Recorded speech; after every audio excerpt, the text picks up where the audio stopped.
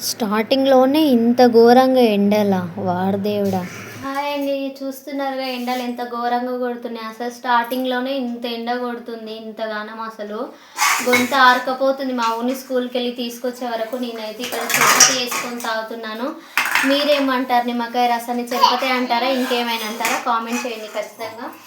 నిమ్మకాయలు కూడా దొరకట్లేదండి బాబు. నిమ్మకాయలకు కూడా ఒక్క నిమ్మకాయ రూ. 10 అండి. నేను తీసుకొచ్చాను. ఈ 2 నిమ్మకాయలు రూ. 20 ఇచ్చేసి తీసుకొచ్చాను. చాలా జాగ్రత్తగా ఇది కూడా చెప్పాలా అనుకుంటారు, కానీ ఇలాంటి చిన్న చిన్న దాంట్ల వల్లనే పెద్ద పెద్ద ప్రాబ్లమ్స్ వస్తాయండి. నేను చెప్పేది అది ఇంపార్టెంట్. వాటర్ ఖచ్చితంగా తాగండి. ఎందుకంటే ఇప్పుడు ఎండాకాలం కాబట్టి నోర్లు ఎండకపోతే సమయానికి నీళ్ళు కూడా దొరకవు. ఎక్కడికి వెళ్ళినా కేర్ఫుల్గా వాటర్ జాగ్రత్తగా తీసుకెళ్ళండి. నేను చెప్పేది మెయిన్ పాయింట్ ఇది. ఎందుకంటే ఎండలకు వడదెబ్బ కొట్టి చాలామంది చనిపోతారండి ఈ సీజన్లో. ఎండాకాలంలో చాలామంది న్యూస్లో పేపర్లో చూస్తాను.